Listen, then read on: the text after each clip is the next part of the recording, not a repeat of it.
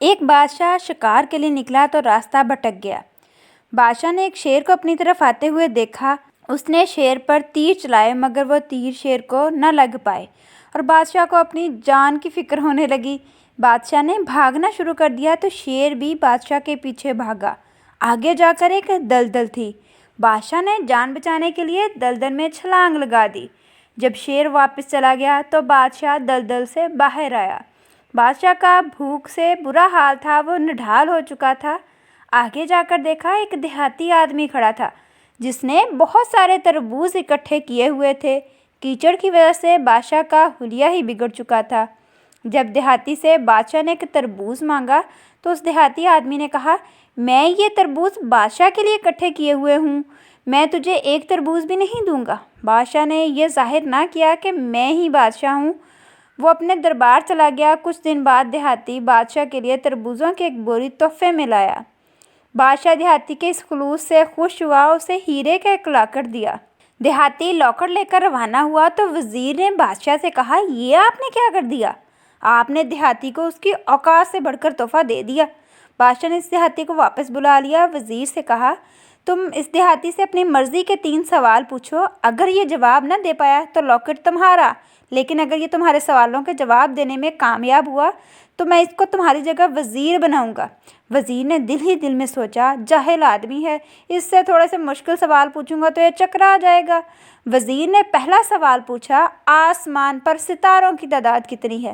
دیہاتی نے بادشاہ کے گھوڑے کی طرف اشارہ کرتے ہوئے کہا، آسمان پر تاروں کی تعداد اتنی ہی ہے جتنی اس گھوڑے کے جسم پر بال ہیں۔ وزیر نے کہا، تم جھوٹ بولتے ہو۔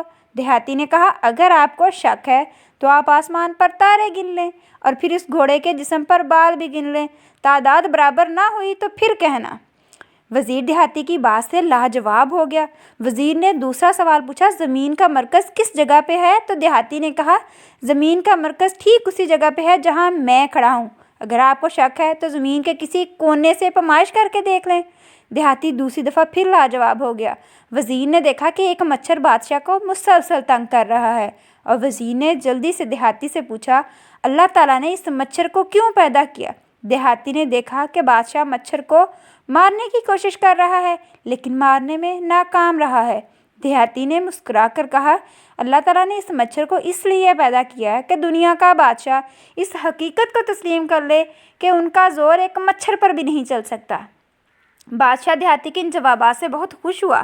یوں وزیر لاکڑ کے لالچ میں اپنی وزارت سے بھی ہاتھ دھو بیٹھا۔ بادشاہ نے دیہاتی کو اپنا وزیر بنا لیا اور وزیر سے کہا، اب ہر سال میرے لیے تازہ تربوز لانے کی ذمہ داری تمہاری ہے۔ اس کا نتیجہ یہی ہے کہ زیادہ کی لالچ آپ کو برباد کر دیتی ہے۔ اللہ تبارک تعالیٰ نے جتنا آپ کو دیا ہے اس پر مطمئن رہنا چاہیے۔ دوسرا سبق یہ ہے کہ کسی کو ظاہری حلیے سے حقیر نہیں سمجھنا چاہیے۔ ہو سکتا ہے آپ جسے حقیر سمجھ رہے ہوں وہ آپ سے زیادہ عقل مند ہو۔ ان ادر ورڈز ہم کہہ سکتے ہیں، never under estimate the power of a common man. تو جی کہیے کیسی لگی آپ کو کہانی، کمنٹ باکس میں ضرور بتائیے گا۔ اس کے ساتھ ساتھ ہمارے چینل کو سبسکرائب کر دیں، ویڈیو کو بھی لائک اینڈ شیئر کر دیں، ساتھ میں بیل آئیکن دبانا مت بھولیے گا تاکہ آپ کو اس طرح کے تمام ویڈیوز ٹائملی ملتی رہیں۔ Thanks for watching.